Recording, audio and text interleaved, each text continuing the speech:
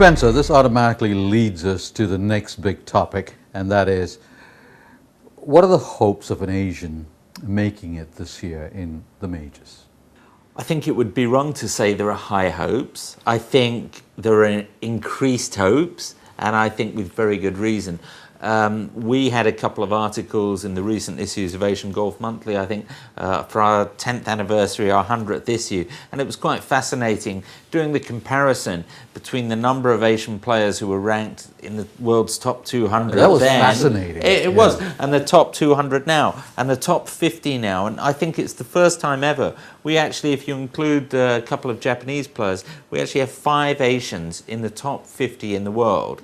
Obviously KJ, who's been the lead player for many, many years now, and he is a major contender. You know, he's finished 4th in the US Masters, he's led the British Open after 3 rounds. He can do it, Mike. He can win a major, there's no question. Now, on top of that, very excitingly, we have Jeev Milkha Singh, a wonderful Indian player who won his 2nd Order of Merit. I mean, this guy is an amazing man. I spent some time with him in Thailand at the Volvo Masters at the end of last year, and he was shattered physically and mentally after the effort. But he won in Europe last year, he won twice in Japan, he won the Barclays Singapore Open, the biggest tournament in Asia just about. He won the Order of Merit, and he's up to, I think, 34th in the world rankings. Okay, you just talked about him being spent when you met him in Thailand recently.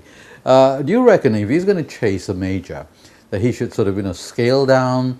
He's really spreading himself thin, isn't he? You're spot on, and I hope all of you are going to read the February issue of Asian Golf Monthly, in which we've got a very interesting feature with him, in which I think is the first time he's come out and said, the first time in my career, I'm cutting back my schedule. I cannot keep up the pace. And Jeev's been a bit like VJ like that. He just loved playing. He'll travel anywhere to play in a tournament, and he's often played 38, 40, 42 tournaments a year, which your body starts to tell. He's, I think, just turned 38. He got married last year. There are other things. For him now, the focus is very much, as he says in this interview we did with him, that he wants to challenge at the majors and he wants to break into the world's top 20 in 2009. What do you reckon? I think he's got a good chance. I think on the sad side, or partially sad side for us, he's saying that to achieve all his goals, and he's obviously looking at his schedules, we'll see less of him in Asia. He said he will come and he will play whenever possible.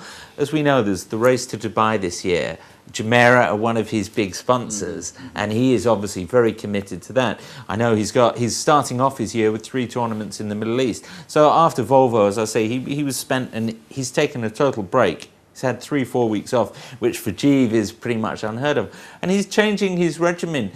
He's got a team now of physios who are looking after him, who are traveling with him. He's reached that stage, Mike. I think we wrote in the story that his earnings, career earnings, are over $10 million now. So he can afford these little luxuries.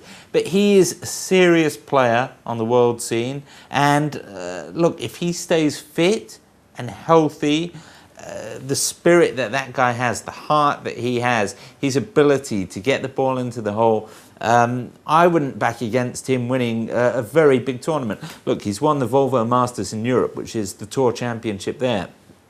He beat, as we saw, Padraig Harrington, Ernie Els, Phil Mickelson in the Singapore Open last year. He can beat the best of them. So can he win? Yes. The other exciting one, very quickly, we have Lin Wentang, Chinese Taipei.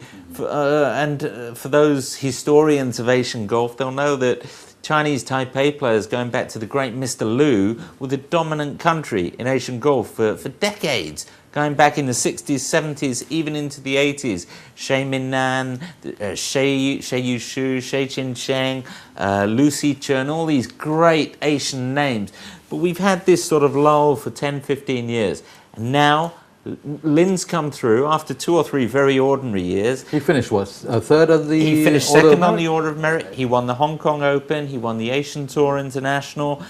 He's broken into the top 50, Mike. So by dint of the fact that he finished last year in the top 50, he is exempt for the US Masters. And he will be the first Chinese Taipei player, I think, to play there for over 20 years. Whether he is quite ready in that rarefied atmosphere, I'm not sure. But again, he's an experienced player. One of my big mates, Dominic Boulay, who's a well-known commentator out here, he says that Lin Wentang is one of, if not the best putter in the world. And to hear someone who watches as much golf as Dominic talk about one of the Asian players like that is, I think, phenomenal. So a lot of exciting things to look forward to in 2009. So there's a ray of hope then, in this period of gloom and doom. Absolutely.